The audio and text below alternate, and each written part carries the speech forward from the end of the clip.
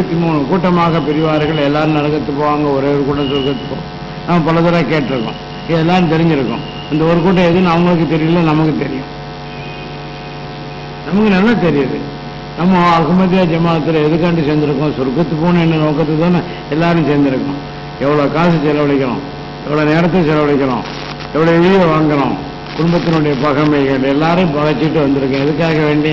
அல்லாஹ் வேணும், ரசூல் வேணும், இறந்த பிறகு சொர்க்கத்து போகணும் என்ற ஒரே காரணத்துக்காண்டி தான் வந்திருக்கான். வேற எந்த நோக்கம் இருக்கிறதாக நமக்கு தெரியல. வேற உலக பதவியோ பணத்துக்கோ ஆசைப்படல, என்னமோ பதவி, இதுக்காக வந்திருக்கோம். இது அவங்க புரியல. சரிங்க. அடுத்து இப்போ ஹலிஃபாவை பின்பற்றி இருக்க வேண்டும் என்று இறைவன் சொல்றான். ஹலிஃபா இல்லாம ஒன்றுபட முடியாது. உலகம் பூரா ஒன்றுபடணும்னா ஹலிஃபாவை ஏற்றுக்கொண்டவர்களால் மட்டும்தான் ஒன்றுபட முடியும். வேற சாத்தியமே இல்லை.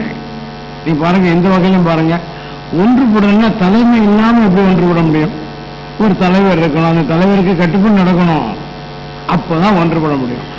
அந்த தலைவர் யாராக இருக்கணும்? 100 பேர் இருந்தா 100 பேருக்கு தலைவர் யாராக இருக்கணும் என்றால் அந்த 100 பேர்ல சிறந்தவர் யாரோ அவர் தான் தலைவராக இருக்கணும். இது எல்லாத்துக்கும் தெரிஞ்ச விஷயம் தானே, சாதாரண விஷயம்தான்.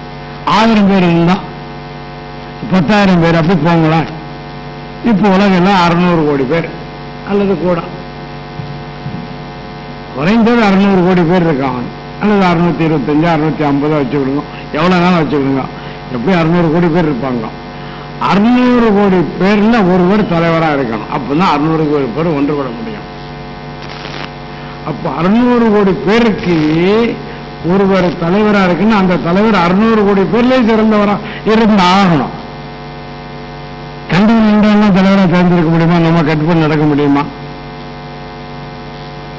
அப்ப 600 கோடி பேர்ல ஒருவர் சிறந்தவராக இருக்காரா அப்படின்னு எனக்கு தெரியாது. உங்களுக்கு யாருக்கும் தெரியுமா? தெரியாது. எல்லாருக்கும் எங்க போக முடியும்? நம்மளால யாருக்குமே தெரியாது. நம்மளும் அறகுறை தானே நம்ம எல்லாரும். முற்றிலும் தெரிந்தவர்கள் நம்ம யாரும் கிடையாது. நபிமார்களை கூட நம்ம இழிவுபடுத்தல. அல்லாஹ்வின் பக்கம் ஒப்பிடுப்போமோ நபிமார்களை கூட கிடையாது. நபிமார்கள் கூட அல்லாஹ் எவ்வளவு கற்றுக் கொடுத்தாலும் அவ்வளவுதானே தெரியும். நமக்கும் அப்படிதான். அப்ப யாருக்குமே தெரியாது, அல்லாஹ்வுக்கு மட்டும்தான் தெரியும். அந்த தலைவரை அல்லாஹ் மட்டும்தான் தேர்ந்தெடுக்கணும். யாரு இந்த 600 கோடி பேர்ல யாரு சிறந்தவர் அப்படின்ட்டு யாருக்கு தெரியும்? அல்லாஹ்வுக்கு மட்டும்தான் தெரியும். அப்ப அல்லாஹ் தான் தேர்ந்தெடுக்க முடியும். அந்த உரிமை அல்லாஹ்வுக்கு மட்டும்தான் இருக்குது. அல்லாஹ்வால தேர்ந்தெடுக்கப்பட்ட ஒரு தலைவர் இருக்கும் போது அந்த தலைவரை தெரியாமல் இருந்தாலோ, அந்த தலைவரை ஏற்றுக்கொள்ளாமல் இருந்தாலோ, புறக்கணித்தாலோ, திட்டினாலோ, ஏசினாலோ என்ன போறோம்? அல்லாஹ்வை புறக்கணித்து விட்டார், அல்லாஹ்வை தெரியாமல் இருக்கிறார், அல்லாஹ்வை திட்டுகிறார், ஏசுகிறார் என்றுதான் அர்த்தம். இதை என்ன பொருள் கொள்ள முடியும்? இதுதான் எனக்கு தெரிஞ்ச அர்த்தம். அதாவது இது என்னோட அதிகமா தெரிஞ்சவங்க இருப்பீங்க. நான் தவறா சொன்னா நீங்க எனக்கு அழகா சொல்லுங்க. நான் ஏற்றுக்கொள்ற ஆளுதான். நான் உண்மை தெரியறதுக்கு ரொம்ப ஆசைப்பட்டு இருக்கேங்க. அதனால நான் படிச்சதான் சொல்லிட்டு இருக்கேன். சரி, அப்ப அந்த தலைவரை இறைவன் தேர்ந்தெடுத்துறான் அப்படின்று. இப்ப நபிமார்கள் இருக்கிறாங்க. இப்ப ரசூலுல்லாஹ் எடுத்துக்கொள்வோமே.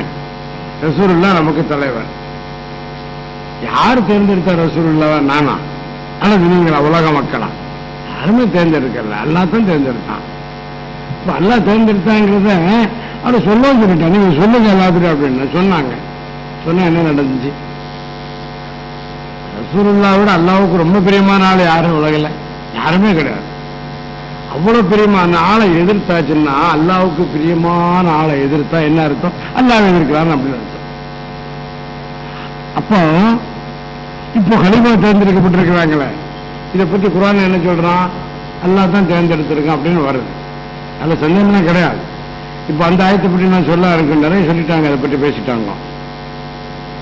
அல்லாஹ் வாக்குறுதி அளிக்கிறான், வாக்குறுதிக்கு மாற்றம் செய்ய மாட்டாங்க. அல்லாஹ் தான் நம்ம படிச்சிருக்கோம். நம்ம வாக்குறுதிக்கு மாற்றம் செய்யலாம், மனிதர்கள் யாரும் செய்யலாம். ஆனா அல்லாஹ் என்ன செய்யறான்? வாக்குறுதிக்கு மாற்றம் செய்ய மாட்டேன்னு அவனே சொல்றான். நான் வாக்குறுதிக்கு மாற்றம் செய்ய மாட்டேன் அப்படிங்கிறான். ஈமான் இருக்கணும். ஈமானை பற்றி நேற்று அழகான கருத்தெல்லாம் சொல்லிட்டாங்க. நானும் படிச்சிருக்கேன், மறந்து போகுது. ஆனா யாபகம் பண்ணிட்டே இருக்கிறாங்க. ரொம்ப நல்லதா இருக்குது. நீங்க படிக்கும் மறக்க தெரியல. அப்படி என்னன்னு கேட்டீங்கன்னா ஈமான்